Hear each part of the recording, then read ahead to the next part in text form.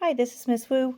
We're going to use an applique technique to attach your label to your background square and also to attach your design to the front of your background square. So I have my background square, I have my label.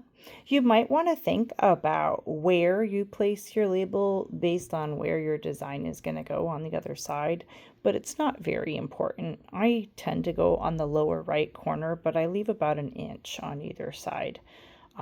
If we're going to sew this together, that inch becomes another seam allowance.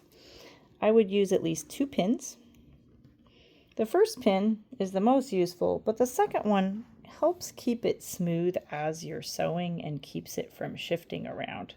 So at least 2 here. When you get to your block design, you might even want to use more than one.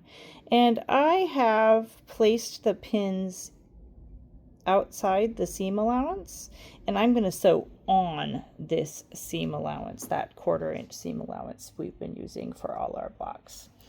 So I'm going to take my needle, I've knotted my thread, and I'm going to start sewing somewhere where the pin isn't going to stab me. So I might actually turn this around and start with my needle over here on the right, and I might sew this seam allowance first.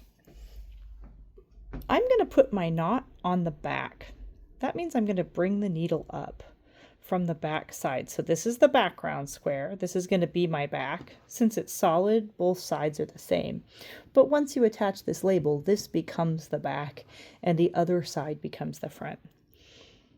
So I put my needle on the back because that way the knot will be on the back. This is not super important. It's a habit of mine from a lot of sewing time, and it's the way I would do it. So now I have a knot on the back here to keep that thread anchored.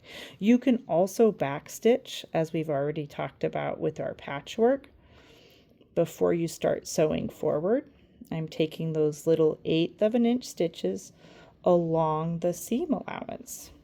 This makes sense for the label. However, when you get to your design on the front, you probably don't want to draw the seam allowance around the front of your block so that your block kind of stands out without as much distraction. So I'll show you what we're going to do when we get to that.